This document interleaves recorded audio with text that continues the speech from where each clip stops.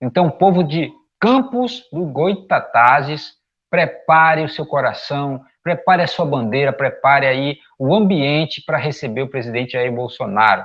Ele estará lá, ele não é Deus, ele não é perfeito, muito longe disso. É um cara honesto, que sabe que o momento é um momento apreensivo, é um momento cauteloso, por isso a sua fala na quinta-feira foi com cautela, para que nada possa desabonar a sua conduta. A gente sabe que o STF, ao longo dos anos, se transformou em um estado de exceção, onde todos os desmandos vêm de lá, a gente sabe disso. Todo o movimento do presidente tem que ser muito bem calculado, porque se trata de gente muito perigosa no pior sentido.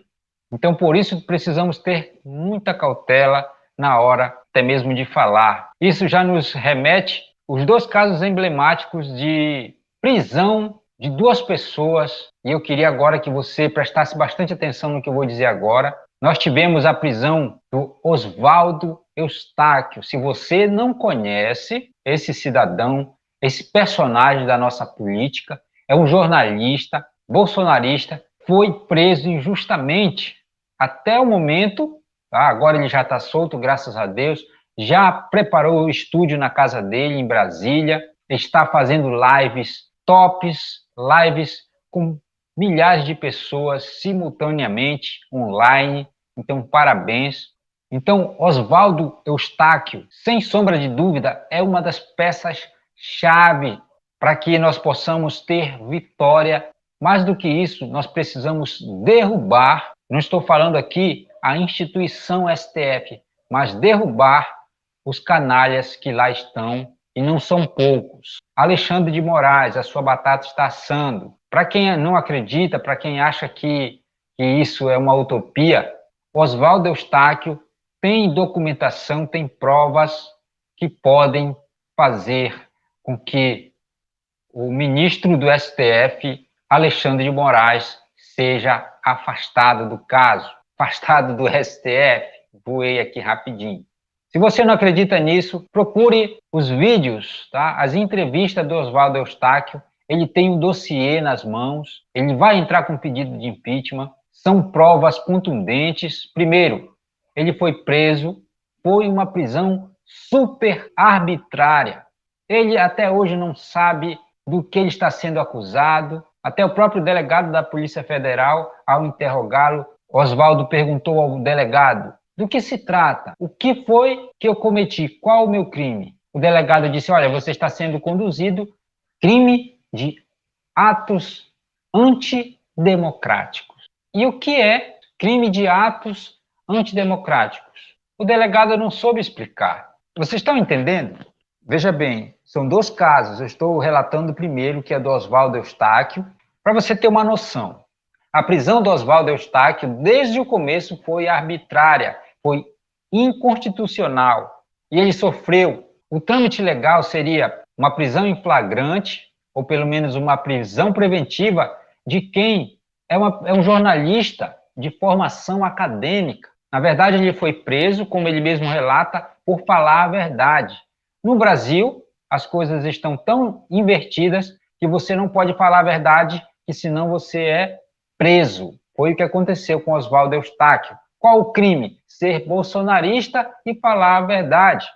O segundo episódio foi a prisão imoral, inconstitucional do deputado federal Daniel Silveira. Mais um caso de arbitrariedade do STF. O STF, minha gente, foi criado com o propósito de ser um freio ao executivo e também ao legislativo, para eles entrarem ali em um acordo. Ninguém ultrapassa o limite do outro, mas o que está acontecendo é exatamente o contrário. O STF está subjugando os outros poderes.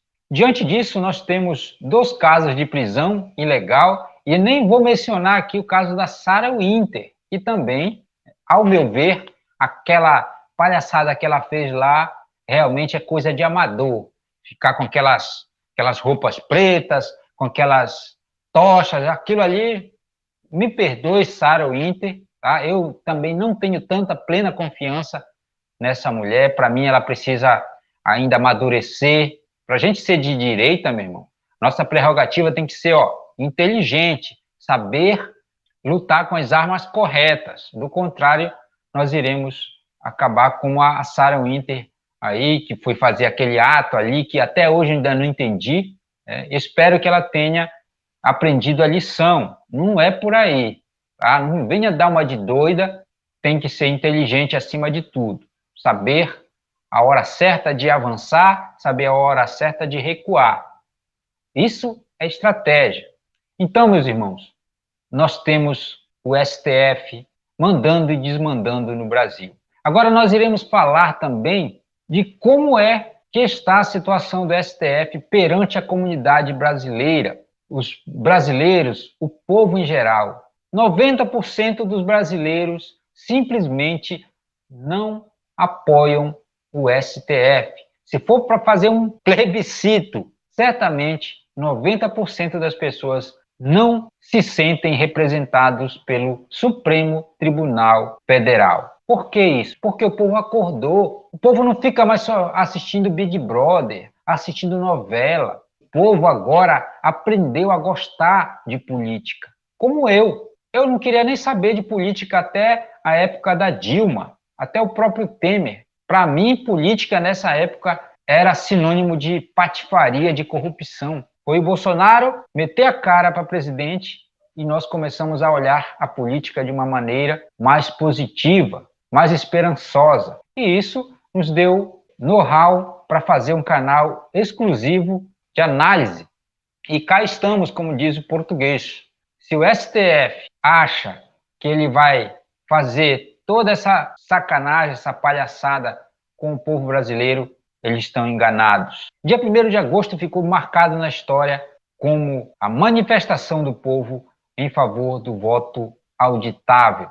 O STF está rasgando a Constituição, e não é de hoje. Já está merecendo um corretivo. E quem vai dar esse corretivo não é o presidente Jair Bolsonaro, porque ele não tem poder sozinho. O povo brasileiro, acima de tudo, precisa tomar as rédeas da situação, porque nós, povo brasileiro, nós temos a prerrogativa de derrubar quem quer que seja. Já fizemos isso anteriormente com o Collor, já fizemos isso com a Dilma. Um togado não é Deus, um togado não tem 100% de blindagem. Todos nós temos um ponto fraco na nossa vida. Então, se você, STF, pensa que o povo brasileiro é otário e você vai pagar para ver, vocês vão ver. Povo na rua, povo reivindicando, povo para frente do STF. Por quê? Nós aprendemos com nossos erros, aprendemos sofrendo na mão do PT e agora nós não iremos jamais recuar.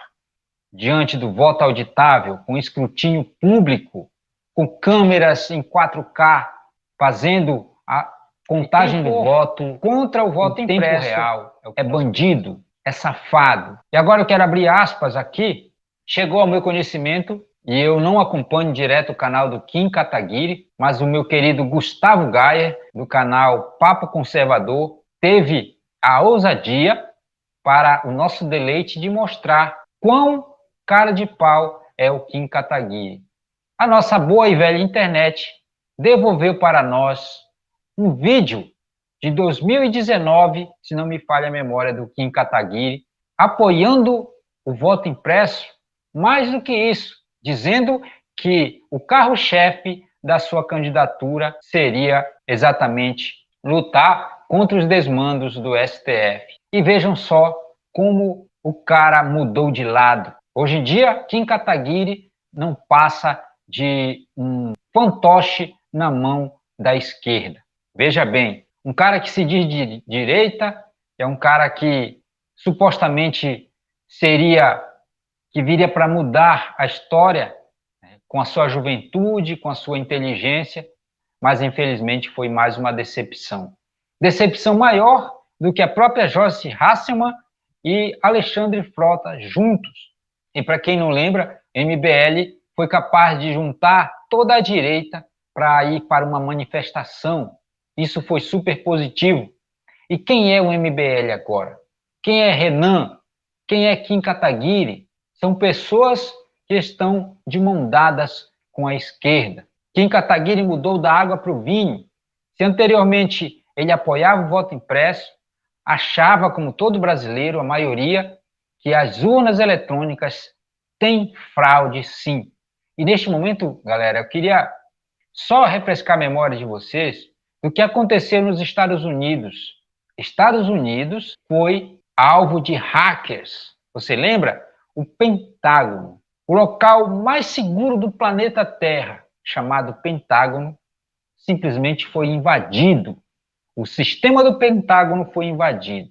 Agora vem o seu Barroso e diz que as urnas eletrônicas são a prova de qualquer fraude, qualquer invasão. Ah, porque não tem internet, ela não é conectada online.